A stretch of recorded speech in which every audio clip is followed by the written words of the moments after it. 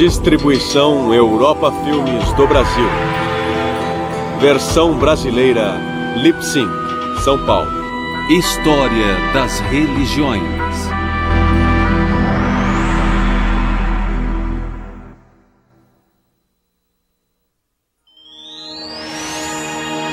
Religiões nativas da América.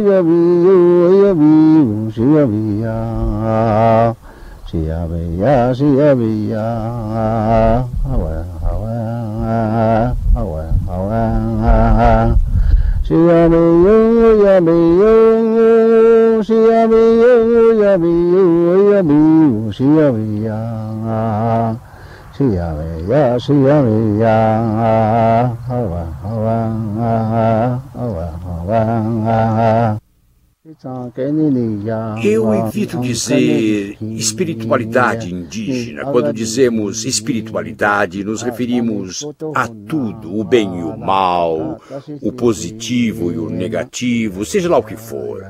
O Espírito acolhe todas as coisas. Nós caminhamos pela estrada espiritual. Acontece que nós tínhamos conhecimento de um ser supremo bem antes da Bíblia e as igrejas chegarem até nós.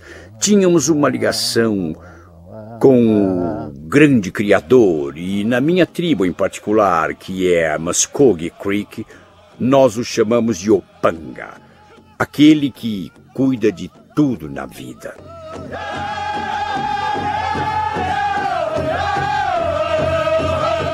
O nordeste da Sibéria há muito é uma terra desolada, onde caçadores, pescadores e colhedores lutavam para extrair sua subsistência da escassez. Há cerca de 30 ou 40 mil anos, alguns siberianos resolveram procurar uma vida mais próspera e atravessaram o congelado Estreito de Bering até o hemisfério ocidental. Aqueles que ficaram para trás tornaram-se os povos da Mongólia. Aqueles que imigraram tornaram-se os primeiros nativo-americanos. Um dia ele me perguntou: Paris, como seu povo chama o elefante? Então eu disse a ele: Yuakoma é Pasdik, Deus de nariz comprido. Aí ele disse: como chamam o leão? Patariscumbi, bicho de peito peludo. Aí ele disse: como chamam o tigre? Puxe Montana, gato selvagem. Aí ele disse: como chamam o macaco? Instinish. Uma delas me fez pensar e ele disse: sabe de uma coisa? Ele chamava de mamute. Acho que mastodonte era o outro nome que ele dava. Ele disse: neste lugar, há algum tempo, desenterraram os ossos.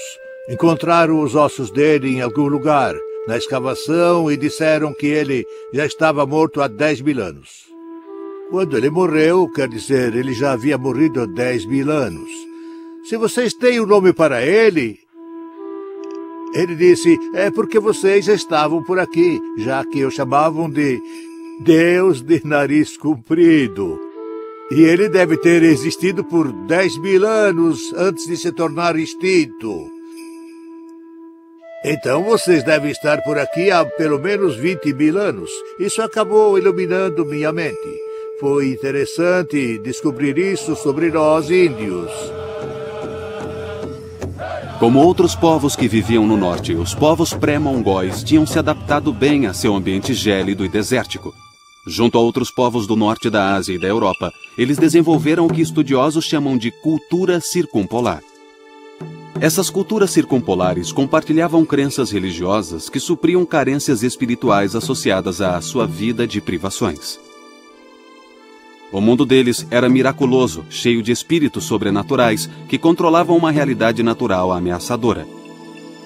Ao contrário da maioria das religiões europeias, a religião circumpolar era uma realidade vivenciada que ia além dos sentidos, com rituais e mitos narrativos próprios. Depois que os povos siberianos antigos chegaram ao Alasca, eles se dirigiram ao sul e leste, por passagens degeladas ao longo de milhares de anos. Não sabemos muitos detalhes sobre a ordem em que migraram, mas parece que se deslocaram em pelo menos 3 grandes levas.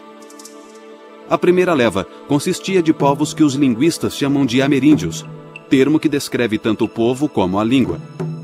A maioria dos nativo-americanos pertence a esse grupo, que viajou para o extremo sul da América do Sul por volta de 9000 a.C.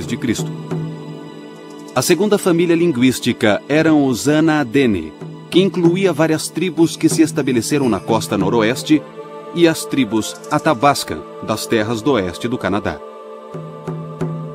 Os Anaadene podem ter chegado por volta de 7000 a.C. A terceira invasão foi a dos Esquimós e dos Aleutas, que vieram para as Américas por volta de 5000 anos atrás. O cerimonialismo animal e a crença num mestre dos animais foram talvez os traços mais marcantes da religião circumpolar. Ao contrário do cristianismo, não vemos a humanidade como superior. Não achamos que os humanos tenham sido tocados por uma divindade que assim os fez superiores a um veado, a um urso, ou a qualquer outra coisa viva. Não achamos que os humanos tenham um lugar especial no ciclo da vida na Mãe Terra. Achamos que todos são iguais. Mas também havia cultos localizados, dedicados a um lugar sagrado. Outros cultos se dedicavam a um determinado conceito da ordem cósmica, e como em outros cultos indígenas ao redor do mundo, as culturas circumpolares acreditavam em curandeiros em transe ou xamãs. O curandeiro ou curandeira entende de música. Ele entende de filosofia, de arte, de história e de religião. Se um desses conhecimentos for excluído, os outros não farão sentido. Os curandeiros eram bem mais comuns que curandeiras e acreditava-se que eles recebiam suas bênçãos de um ou de vários espíritos conhecidos por suas diversas capacidades sobrenaturais. Xamã é uma palavra tungúzia, que significa curandeiro inspirado. Ele é um visionário em transe, cujo papel é mediar as relações entre seu grupo social e os poderes sobrenaturais. Geralmente, o xamã envia a própria alma ou o próprio espírito guardião para recuperar a alma de um enfermo do reino dos mortos. O xamã usa suas técnicas espirituais para expulsar doenças que eles acreditam serem causadas por espíritos malignos. Na maioria das doenças e dos ferimentos, o xamã tentava expulsar o espírito maligno dançando freneticamente até entrar em transe, às vezes sacudindo o chamado cajado do demônio ao dançar. Uma dessas danças de cura mais interessantes incluía um boneco esculpido em forma de gente, por vezes vestido em pele de caribu. O boneco era animado. Acreditava-se que ele ganhava vida e corria solto enquanto as pessoas dormiam. Meu pai e meu avô, talvez 2 ou 4 gerações, vieram assim. Se você é criado por um curandeiro, teve o meu avô e teve o meu pai. Os dois eram curandeiros. A minha mãe e o meu avô queriam que eu fosse um curandeiro quando crescesse. Por isso falaram sobre isso, se reuniram e me escolheram. Pelo que o meu avô dizia, os curandeiros são pessoas muito especiais. Do contrário, qualquer um poderia ser curandeiro. Mas hoje é diferente, então você sabe disso. As canções que entoamos contam histórias. Algumas, aquela que eu cantei há pouco era uma oração, uma prece. Mas uma canção de fundo social é diferente. Por exemplo, um jovem com uns 10 anos de idade começa a sonhar sobre coisas que curam. Ele ouve cantos e conta para todos. Quando isso acontece, peço que ele não conte a ninguém, só a mim. Assim eu ensino, sabe? Eu dou conselhos a ele. Ele vai aprender vários cantos diferentes e o Deus vai dizer a ele que tipo de cantos ele deve entoar. Se for um canto de horror, ele diz. Se for de choro, ele diz, mas ele não pode contar a ninguém. Aí no futuro, dali uns 6 meses ou 1 ano, ele vai sonhar que pode sair pelo mundo cantando. E aí pode ficar com os cantos. Mas se sonhar com um canto e contar a alguém no dia seguinte, aquele sonho vai desaparecer e não volta mais. Os xamãs Athabascan compartilhavam muitos, mas não todos, os conceitos de outros povos circumpolares. Os Tanaina, por exemplo, acreditavam num deus superior que vivia na estrela polar e vagava pelo céu. Em tempos de penúria, os Tanainas levantavam o braço direito e faziam um apelo ao Deus superior pedindo comida ou outras coisas. Eles acreditavam que na hora da morte, o sopro de vida da pessoa elevava-se ao céu e que a sombra de seu espírito ficava aqui por um tempo, antes de desaparecer nos subterrâneos da terra. Este conceito de 2 almas num só corpo era comum entre as tribos americanas e do norte da Eurásia. A religião algonquina, da região leste da América do Norte, tinha muitas características das religiões circumpolares do Ártico europeu e asiático. Em todas essas tradições religiosas, havia uma forte crença num Deus superior, em deuses atmosféricos e nos mestres da caça. Tinham ideias semelhantes sobre a vida após a morte e a estrutura deste mundo. Os algonquinos acreditavam num poderoso ser supremo, cercado por deuses do trovão, normalmente representados por pássaros do trovão. Também havia deuses dos ventos. Os algonquinos cultuavam a Mãe Terra e tinham uma concepção clara de sua jornada ao mundo dos mortos. O totemismo surgiu na América em quase todos os grupos tribais que eram divididos em subdivisões ou clãs. Cada clã tinha seu próprio símbolo ou guardião animal, como o veado. Os Ojibwas acreditavam que o animal do clã também podia ser o espírito guardião de uma pessoa, revelado a ela por meio de um sonho ou visão. Assim, o animal do clã indicaria as coordenadas para a caça. O mestre da vida, supervisor do homem e de seus atos, era conhecido pelos Ojibwas como Kiti Manitou, que significa grande Manitou ou grande espírito. A palavra Manitou representa tudo o que é sobrenatural ou espiritual. Os Creeks, outra tribo algonquina, chamavam seu deus superior simplesmente de Manitou. Por vezes, ele também se confundia com o mestre da caça, o espírito Caribou. Como várias outras tribos nativo-americanas, os Ojibwas idolatravam a Mãe Terra. Ela supostamente residia em árvores, arbustos e pedras. Ela era uma importante força espiritual e recebia oferendas de tabaco. Seu dom de curar e fazer a vegetação crescer era reconhecido por toda a América. Havia certos conceitos sobre o universo em que vivemos, como mantemos nosso bem-estar, qual é a nossa relação com as coisas que estão por aí, como o céu, as plantas, os insetos. Havia ensinamentos específicos que ainda existem atualmente. Eles ainda são muito úteis para nós, ainda podem nos guiar. Esses conceitos eram ligados a conceitos de saúde.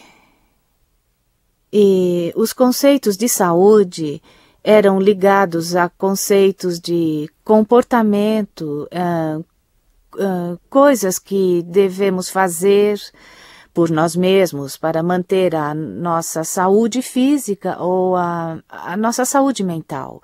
E esses conceitos eram ligados a conceitos cerimoniais ou rituais. Então tudo isso era interligado assim. Os Mideioins erguiam cabanas cerimoniais que tinham a intenção de copiar simbolicamente o universo.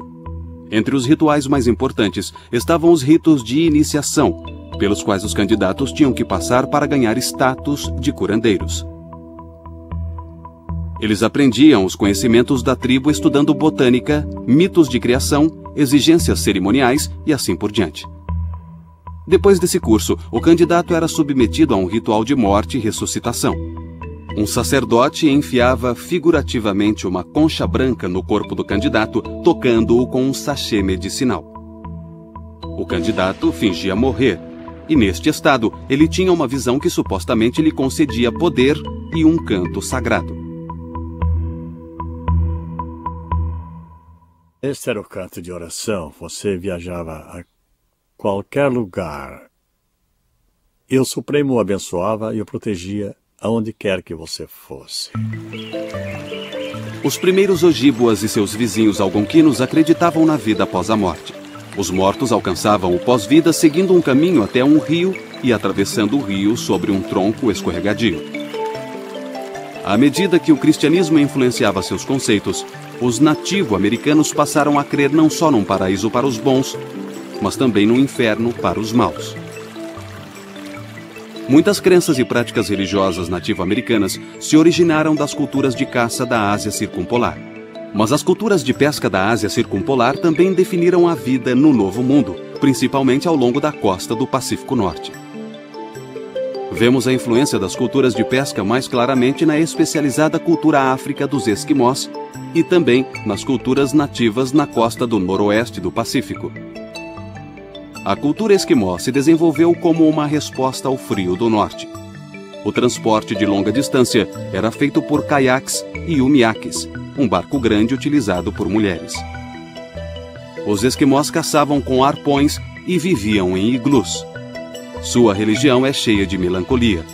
Ela reflete o poder natural devastador do Ártico, onde o meio ambiente é trapaceiro, caprichoso, avassalador e frequentemente perigoso.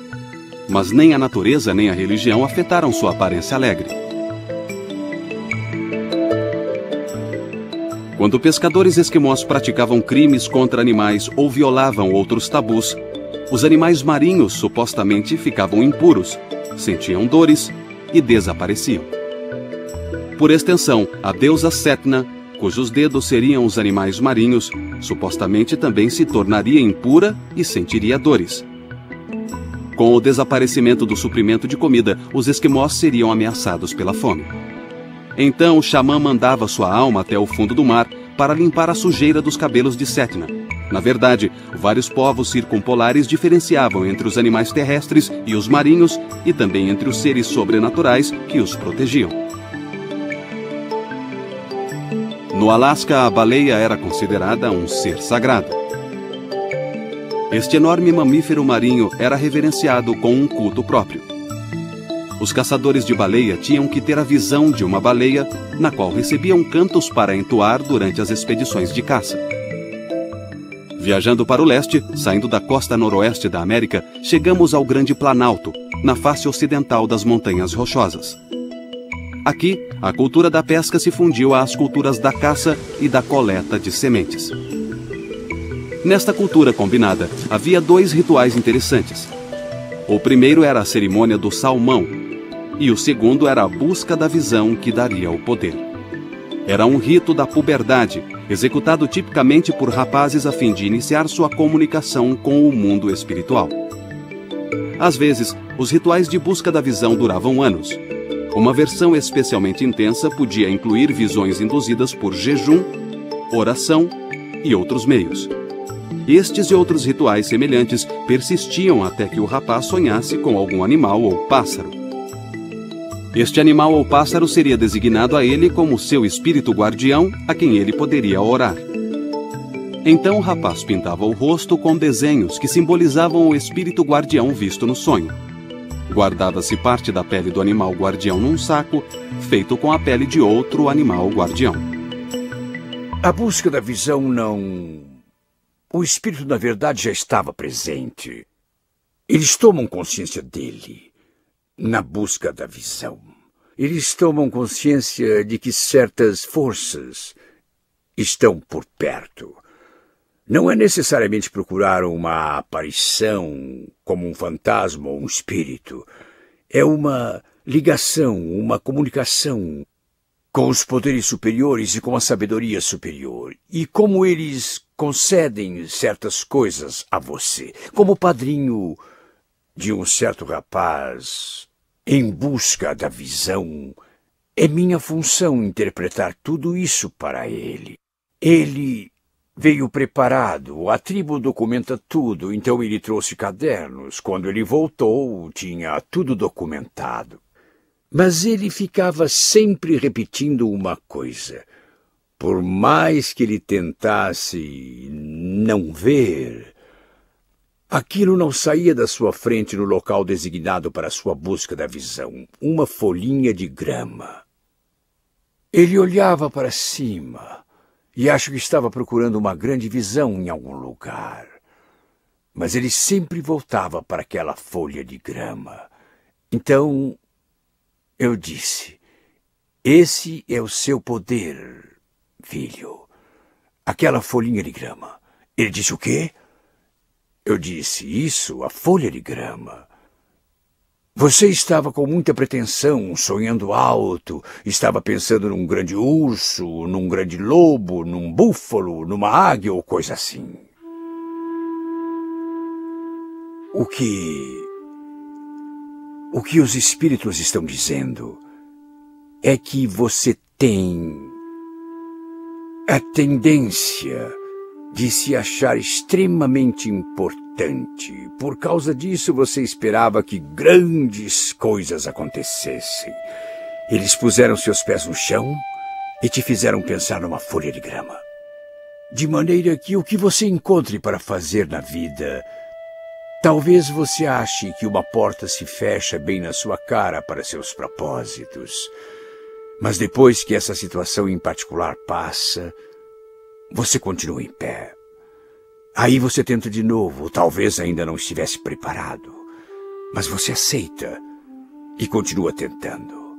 A capacidade de continuar em pé, de se manter em pé apesar de todos os contratempos, quaisquer que eles sejam, você vai aceitar. Fazer uma oferenda e agradecer à Mãe Terra. Há várias semelhanças entre as religiões encontradas pelas Américas do Norte e do Sul. Embora a cultura nativa americana tenha evoluído através dos milênios, muitas características das primeiras religiões de caça sobreviveram. Definir se esses povos desenvolveram sua sociedade agrícola com ou sem a influência do Velho Mundo é uma questão controversa. Houve várias oportunidades para o livre desenvolvimento da agricultura na América. Alguns teóricos dizem que as mulheres nativo-americanas, tipicamente responsáveis por coletar sementes, ervas, nozes e bulbos, descobriram como dispor suas plantas numa horta próxima. As mulheres contribuíram com a história econômica plantando maize, ou seja, milho, na América do Norte, na América Central e nos Andes da América do Sul. As sociedades agrícolas, tanto no Velho Mundo quanto no Novo Mundo, aumentaram o valor das plantações dentro de suas crenças religiosas. Tornou-se comum atribuir características humanas a plantações ou a animais, uma prática conhecida como antropomorfismo.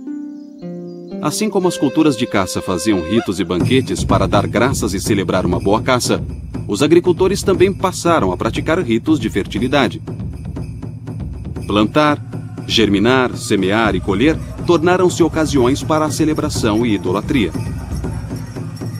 As sociedades agrícolas geralmente organizavam o calendário de festas em torno do ciclo de plantação. Esse calendário, por vezes, se tornava tão cheio de festas que o ano inteiro era repleto de cerimônias religiosas festivas. A vida religiosa nativa americana em geral se caracterizava por seu cerimonialismo, no qual até um único passo assumia importância simbólica. As cerimônias nativas, então, passaram a ser chamadas de danças.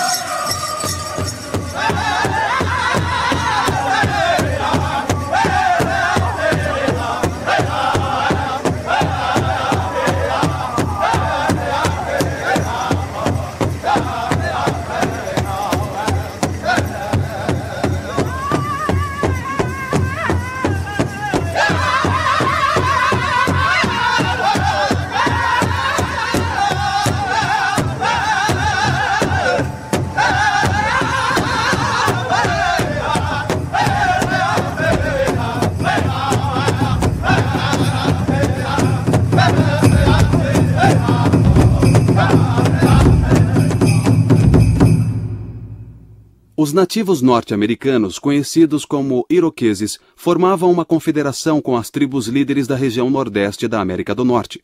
Eles viviam ao sul e ao leste do Lago Ontário, não muito longe dos Algonquinos. Esta área agora é o estado de Nova York. Os iroqueses eram uma congregação das chamadas 5 Nações.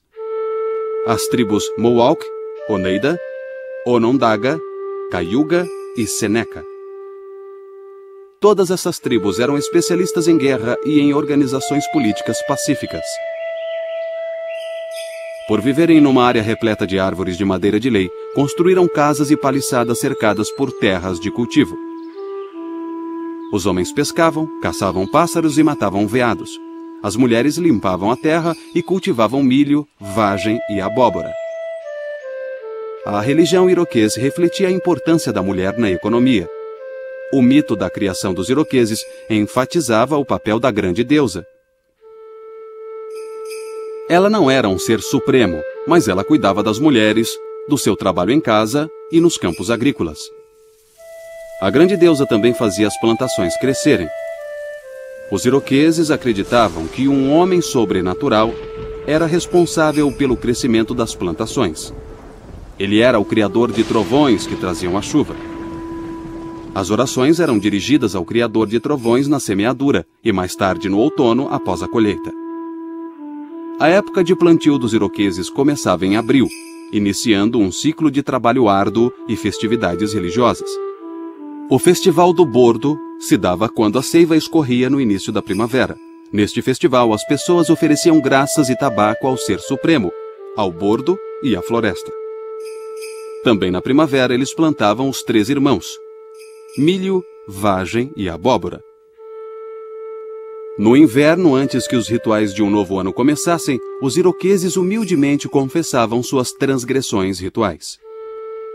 A celebração de Ano Novo era feita durante 7 dias em fevereiro, quando as estrelas da Pleiade ficavam acima do horizonte no pôr do sol. A cerimônia era apresentada por 2 arautos, chamados Cabeças Grandes, usando fantasias de animal, ecoando os ritos de Ano Novo das tribos de caça. Os arautos advertiam as pessoas para que relatassem seus sonhos sob risco de ficarem doentes. Os sonhos eram então apresentados em forma de enigmas. Os membros da tribo tinham que adivinhar os sonhos e a resposta correta causava grande alegria na tribo. As tribos iroquesas usavam o festival de Ano Novo para extinguir o fogo antigo e acender o novo. Embora os iroqueses fossem um povo predominantemente agrícola, havia vários espíritos intimamente ligados à caça e às extensas florestas que os cercavam. Muitos deles eram vistos em visões. Pequenas pessoas invisíveis das florestas supostamente tomavam conta dos iroqueses e, com seus pequenos arcos e flechas, acertariam qualquer caça que desejassem. Os iroqueses também acreditavam em outros espíritos da floresta, chamados de rostos falsos, que possuíam rostos contorcidos, mas nenhum corpo. Esses espíritos eram tão assustadores que quem olhasse para eles ficaria paralisado e poderia morrer. A sociedade de rostos falsos iroqueses era composta daqueles que tinham sonhado com os rostos falsos durante uma doença. A sociedade os curava espalhando cinzas quentes sobre seus corpos. Após a recuperação, o paciente juntava-se à sociedade, usando uma máscara de madeira para retratar o espírito de um determinado rosto falso. Vemos uma evolução gradual a partir da época dos primeiros cultivos de abóboras, por volta de 7.000 a.C., até o cultivo do milho, que começou entre 5.000 e 2.500 a.C. A tradição cultural mesoamericana evoluiu então gradualmente para a primeira cultura avançada, ou alta cultura, formada por volta de 2.000 anos antes de Cristo. As aldeias começaram a ser absorvidas por unidades territoriais maiores. Capitais emergiram. Centros cerimoniais floresceram. Primeiro, houve pirâmides de topo achatado, depois pirâmides com templos e palácios.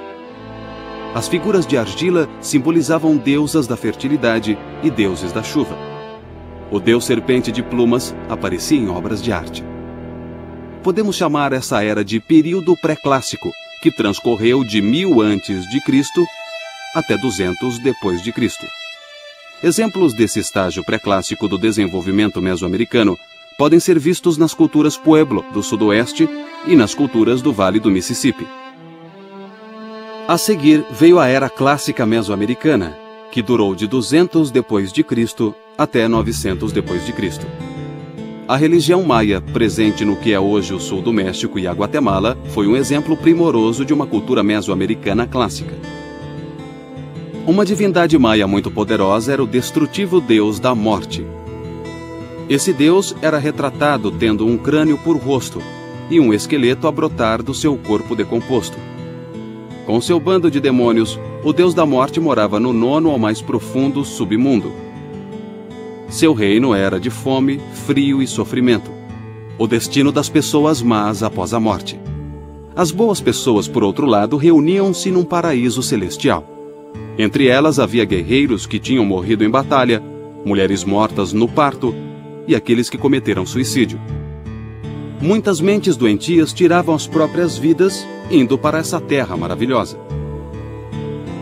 O culto ficava inteiramente sob o cuidado dos sacerdotes.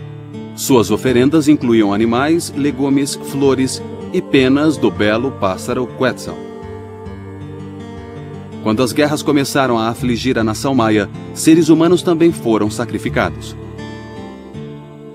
Por volta de 1325 d.C., o reino azteca foi estabelecido no Vale do México, e isso marcou o início do período pós-clássico. Os sacerdotes aztecas reconheciam um tipo de deus superior, mas entre os deuses populares não havia nenhum ser supremo. O ser supremo, portanto, permanecia uma vaga entidade e várias divindades populares lutavam por esse papel. Um ser supremo em potencial era o deus tribal Huitzilopochtli, que teria protegido o povo durante a invasão do que hoje é a Cidade do México. Esse deus aparecia em visões como uma águia lutando com uma serpente, um aclamado tema mitológico que simbolizava o dualismo dos poderes superiores e inferiores. Huitzilopochtli também era deus do sol e dos guerreiros. Mas também havia outros deuses do sol. Quando os astecas conquistaram o Planalto Central do México, eles se apropriaram dos deuses da região, inclusive Quetzalcóatl, um deus trajando um manto das penas do pássaro Quetzal. Quetzalcóatl fazia o papel de herói cultural ancestral real e deus dos sacerdotes. Assim como outros deuses, ele estaria ligado ao mundo das estrelas. Ele era Vênus, a estrela Vésper que reaparece como estrela da manhã. A maioria dos deuses astecas era de deuses da fertilidade. A grande mãe Terra era a mãe dos deuses e dos seres humanos. Ela era parcialmente representada por uma serpente e devorava toda a sujeira causada pelos pecados humanos quando confessados a ela. Também havia Tlaloc, o principal deus da agricultura e também da chuva, responsável por reunir as nuvens. Durante as secas, os astecas sacrificavam crianças para agradá-lo. Um deus asteca da vegetação era chamado o Esfolado. O corpo dele era coberto com a pele de uma pessoa sacrificada, representando a nova camada de vegetação na primavera. Para os conquistadores espanhóis, os sacerdotes astecas eram sujeitos sujos e repulsivos, que fediam ao sangue sacrificado que manchava seus corpos. Suas orelhas eram constantemente perfuradas para extrair o sangue que ofereciam aos deuses.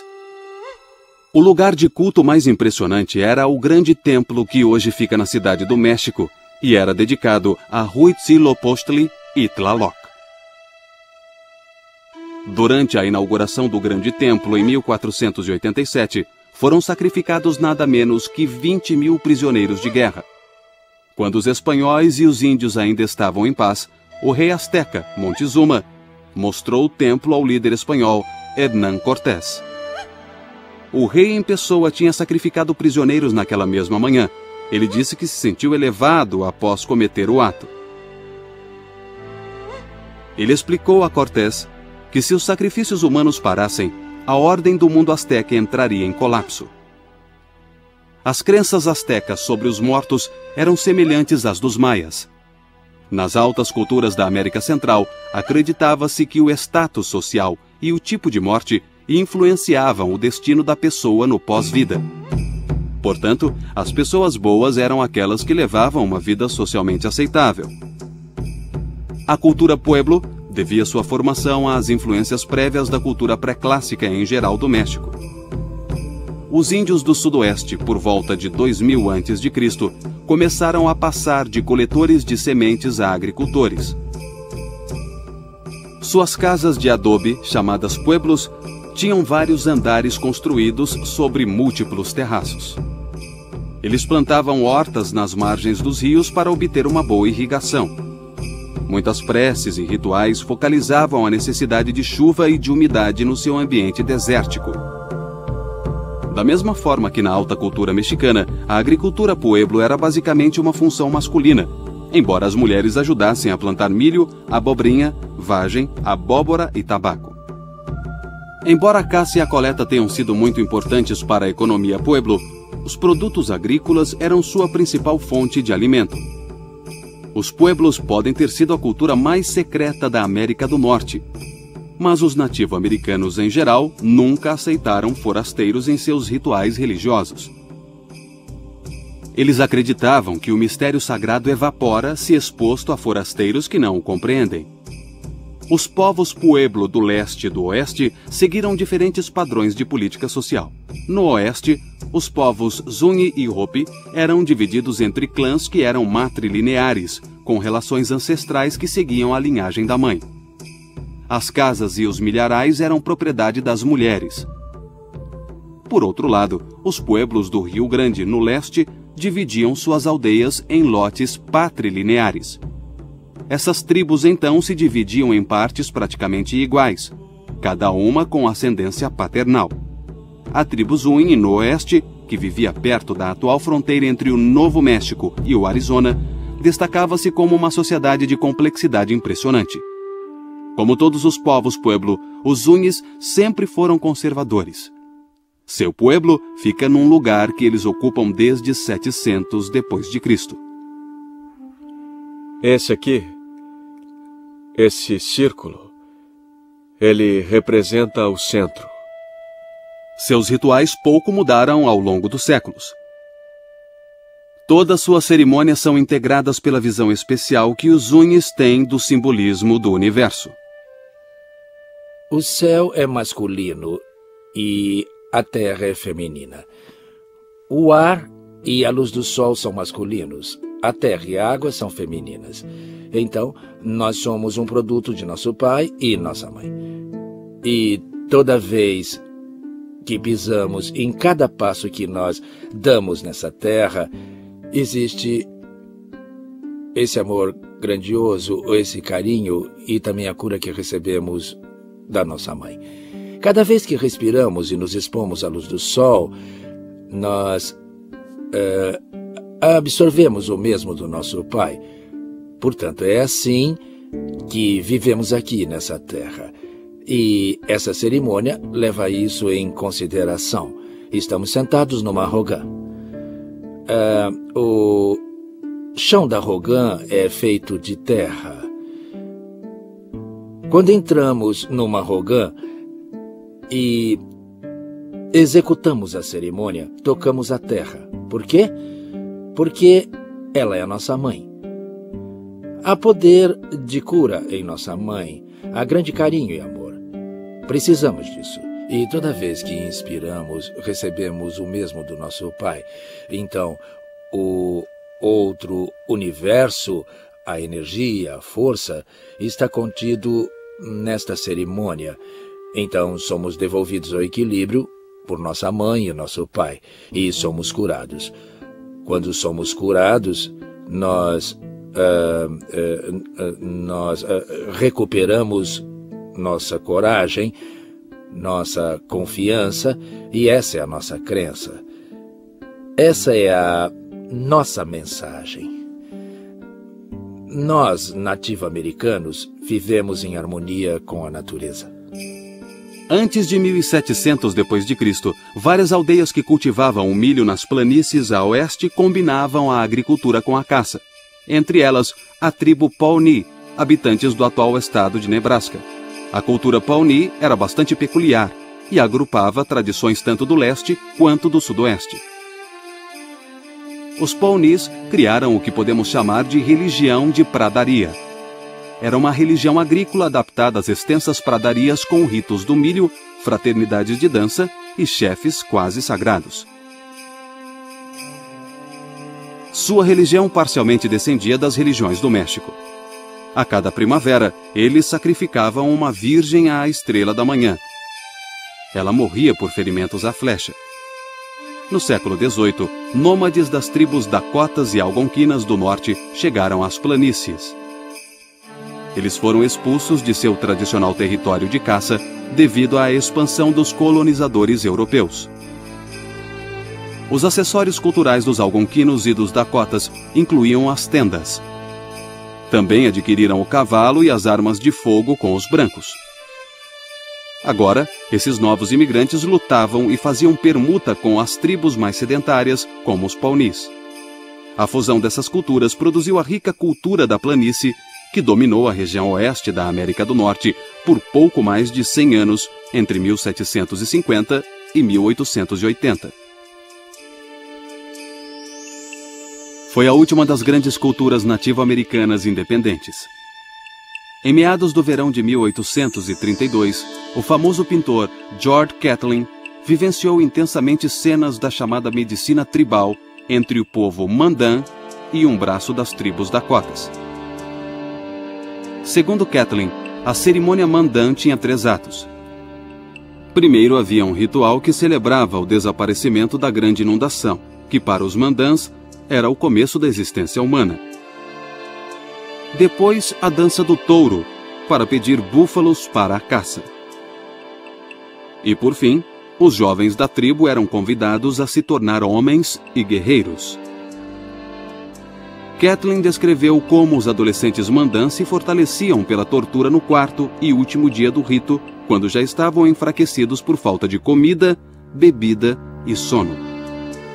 Em 4 dias de dança do sol, aprendíamos que você está ali para se sacrificar, para ter entendimento sobre o ciclo da vida. Então ficávamos ali durante 4 dias e sacrificávamos a única coisa importante para nós, ou seja, o nosso sangue, o nosso suor, e éramos privados dos prazeres mundanos durante aqueles 8 dias. Nós não considerávamos uma tortura. A tortura é o que se faz ao inimigo. Hoje, quase na virada do século XXI, a dança do sol ainda é praticada pelos índios da planície nas reservas. Eles jejuam durante 3 ou 4 dias. E também dançam, oram e recebem bênçãos dos curandeiros da tribo. A prática religiosa nativa-americana mudou muito nos tempos modernos.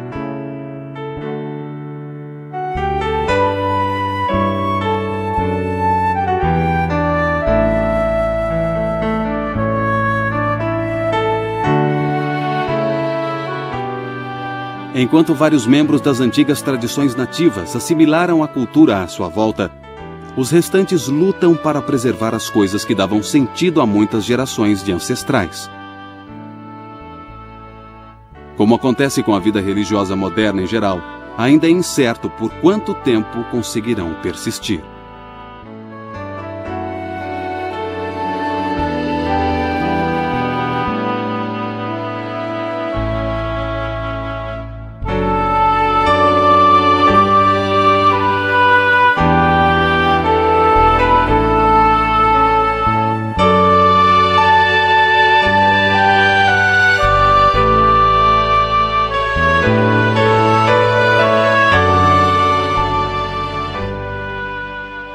O mundo precisa respeitar a filosofia dos povos naturais, seja dos índios, africanos, asiáticos ou dos europeus.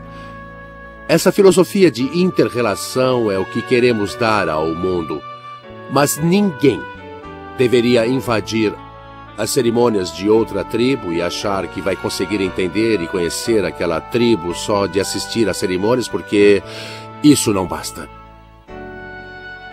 até mesmo nos dias de hoje, esses ensinamentos continuam vivos e ainda são valiosos para nós. Infelizmente, muitos que fazem parte do nosso povo acham que precisam escolher. Escolher entre os conceitos mais antigos e os mais recentes. E quanto a mim, eu escolhi o caminho mais antigo. Ona